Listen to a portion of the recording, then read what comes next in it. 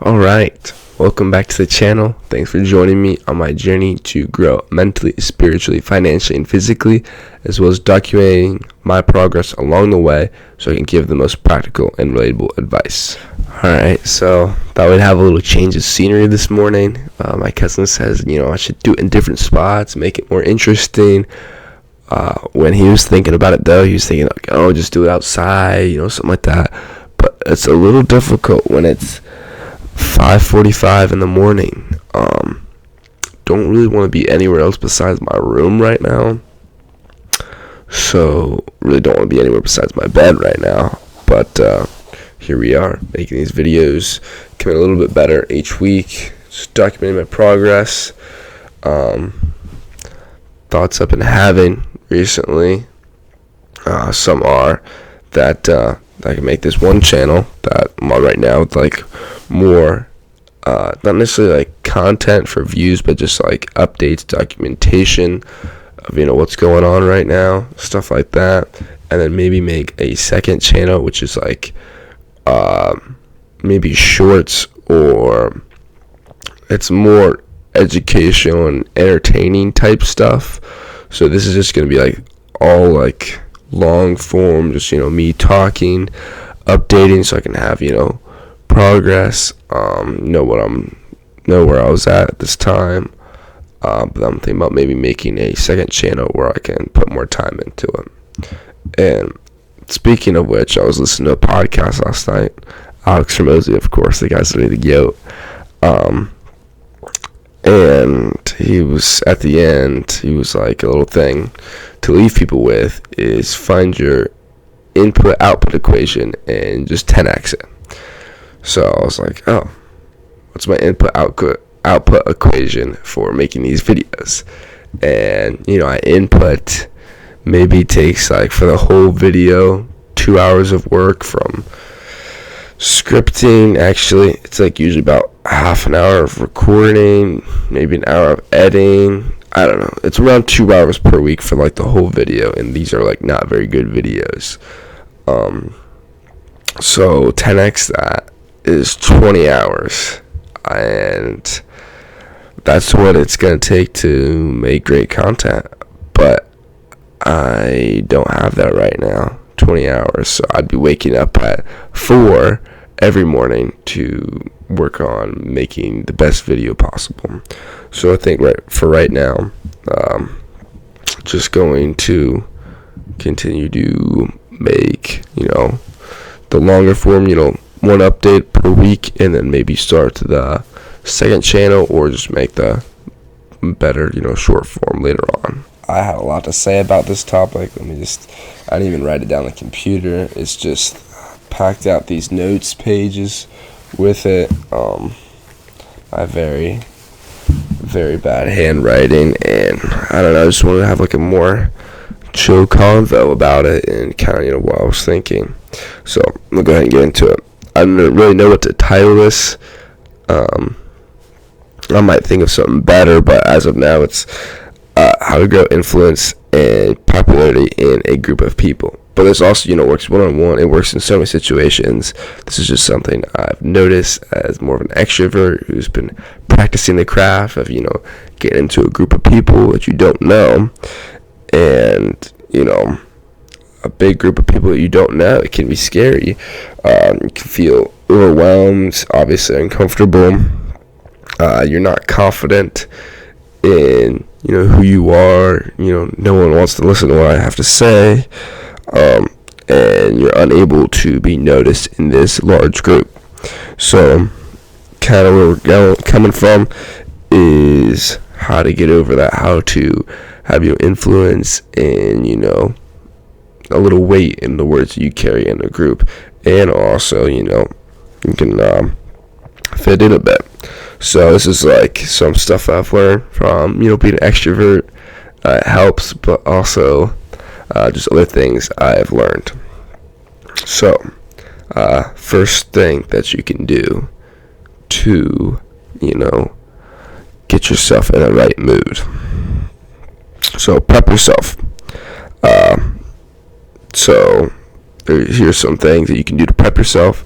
The last one is the most important, I think, and the easiest to do. So it depends on how nervous you are for these things to prep, and also how much time you have before. So without further ado, let's get into how to prep yourself for a big social setting. First of all, I'm not really going to include this as a point, but having good hygiene and, general appearance is always a good thing to have, because, if you brushed your teeth, then you're not going to worry about, do I smell good or something like that. So that's basic, common knowledge. Do those hygiene things, not, over the top. Make sure you look perfect. Every, square inch of your skin is, glistening gold and everything. But just, basic hygiene, do that, please. The first thing you can do to prep yourself is, drumroll please, deep breaths. Yep, the go-to, for pretty much any therapy. Gotta take your deep breaths. It's always a good thing to do. Pretty self-explanatory. We all have heard of it.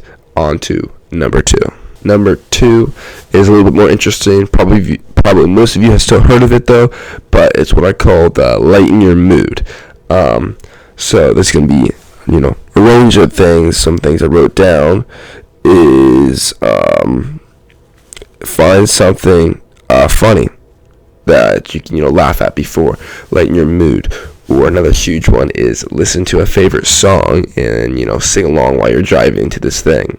That's a double win because warm up your vocal cords too. My personal favorite though is to talk to someone that you love. So either you're just on your way, you're feeling kind of nervous, it's gonna be boring because everyone's gonna be talking, you're not gonna know what to say. So right before you're in the way, you give someone a call that you really enjoy being with, or someone that loves you. And so it's either, it could be anything from, you call your mom, who's always going to be happy to talk to you, see what's going on, get you in a good mood. You call your best friend, something like that, helps you out, lightens your mood, gets you in a conversation mindset, all that good stuff. Also, this is another thing, it helps if you're taking someone, or just one person or maybe one other person. That way you kind of have your own small group of people that you can warm up with. And also, I forgot to mention, this is also true for the phone call, that if you walk up to a group hangout and you're calling, talking, see ya, having fun, people think, oh shoot, that guy's important over there, he's talking, or at least I like to think so. Or if you pull up in a group with a group that you have, small group, maybe 2 or 3 people, and you're already in a kind of sort of deep conversation, that's just like, yeah, this is cool, it's like actually talking about something. It's really interesting. People might come over, be like, oh, that's interesting, start joining the conversation. There you go, you're off to the races. It's a beautiful thing. Let's see, what else do I got there? Yep, just mostly something that gets you in a good mood, gets you social, something to start up a good convo. And with that, we'll get to the third thing you can do to prep yourself, which I think is the most important. Okay, the third and most important, prep step that you can do, and also I believe this one is easiest, you don't really need anything, doesn't take a whole lot of time, is, drumroll please, get into a servant attitude. Now that's a lot to unpack there, so let me break it down for you. So, getting into a servant attitude, or having a servant attitude. So I'm going to be looking down because I don't want to mess this up, and it's important. This can be done in different ways, but mostly, serving, you're helping someone. It's huge. It'll change your whole game if you go to a group event and you're trying to help someone, or being a type of servant who you don't necessarily have to help physically, like move the tables or something like that, or stack the chairs. You can be the type of servant who is there to truly hear someone out and listen to them and consolidate them on whatever they may be going through. That's what people want. Someone who is there to actually listen to them and cares and helps if they can. Let's see. It's not possible to worry about how you look, how others appear about, think about you, stuff like that, when you're actively serving. Not just and help resentfully, but you actually have that servant attitude, and you're helping others out in some way. It could be the listening, could be actually physically helping something or someone. It's all great ways to get into the servant attitude, and when you're doing that, you can't be worried about whether people think of you, do I look good, do I smell good, all that stuff. Having a servant attitude is really fun, actually. Think like, I'm going to go to this big hangout thing, I don't want to serve, but there's something about helping people that just gives you purpose and fulfillment. And you don't need to be popular, have influence to get that fulfillment. Just by helping someone, it can fulfill you. And also, it kind of doubles back that, once you have that, fulfillment, and, it's kind of hard to explain, but you're, full inside, you don't have that neediness really anymore, then other people can come and talk to you and interact, because, I don't know, there's something about you that they want to be around, and that's the servant attitude. How to get in a servant attitude mindset. So, first one is prayer. That's the most important thing. Just helps get you in the mindset and truly ask God, how can I be a blessing at this event? The second one, actively search for need. This usually can be found with the person that is hosting, because they got a lot of stuff that they need to do. Help them set up, take down, do dishes, whatever. Or, this is a huge one I'm going to go into a lot of detail about, someone that is an outcast. And that's a lot to unpack there, so I'll be getting to that in a moment. But those are the two steps that I know of as of now to really get into that servant mindset. Okay, so in the second, way that you can, get into that servant attitude mindset, I said, go up to or interact with the outcasts.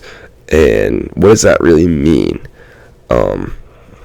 This is a big one. I wrote down like a whole pretty much page for this thing, so I'm gonna try to break this down to something that makes sense, because when I write about it, it's like late night, I'm inspired, I'm like, I gotta write about this, it's all good. So first of all, the outcasts are generally the people that you don't really want to be around. So that's what makes this hard to do in the first place. So serving the outcasts is, I think, in my opinion, the best way to get into a servant attitude. And then, that helps in the servant attitude. We talked about that. Can get you in a really good mood. And, it's impossible to worry about yourself when you're helping others. So here are some ways to, interact with, the outcasts, and, why it's beneficial. Okay, actually I kicked over my camera right after, I clipped that real quick. So sorry if the little angle or whatever is different a little bit. I can't really set it up exactly the same every time, but hopefully you don't notice. Okay, so why it's beneficial to interact with the outcast. The first one is they probably don't have many people to talk to. So if you go up to them, I say outcasts, and that might be a harsh term, but you all know what I'm talking about. Future me's gonna know what I'm talking about. It's just those people that don't quite click. So talking to someone who doesn't have many people to talk to is a great way to get in that servant attitude. They'll be more willing to let you know something, because they don't really, just because they're outcast doesn't always mean they're, introvert, don't want to interact with the group. Sometimes they have a lot of stuff to say, and that's on their heart, but there's just no one to talk to. So you can hear them out, help get in that servant attitude, really listen to what they have to say. And also, not that many people talk to them, that makes them happy, and in turn, that, happiness can also, slide over to you a little bit, and you can become happy because, helping someone and, just seeing the joy on their face of having someone to talk to. Right along to second reason, kind of why you should talk to the outcast is, because, they're outcasts, not as, influenced or something like that, you're not going to feel threatened. Like, sometimes you go to a group, see all, popular kids, over there, having a good time. You just feel threatened. You want to be included, but, I don't know, you're scared you're going to say something dumb. You try to only say something funny to impress, them, and it turns out it's really dumb because you're just not being natural. So if you go to someone who, maybe doesn't carry as much weight, then you can feel not as threatened, and you relax, and you just be yourself. And this sounds kind of weird, and I'm hearing myself talk like, oh, those people they don't carry that much weight, you don't feel threatened by them. It's not right. It's not politically right at all. But it's the truth. Everyone knows what I'm talking about. There's the popular people, and there's the outcasts, and no one really cares what the outcasts have to say. So that's one reason you don't feel as threatened by them. And also, I'm gonna go this right into the third reason, which is a lot like it too, is the second one is you don't feel threatened what they're gonna say, so you can just be yourself. The third one is you're not worried about saying something stupid, because if you do, then they don't care. They're just happy to have someone to talk to. They don't really care if you say something stupid. So that's the second and third reason to interact with the outcast. So this is the fourth kind of reason to interact with the outcast.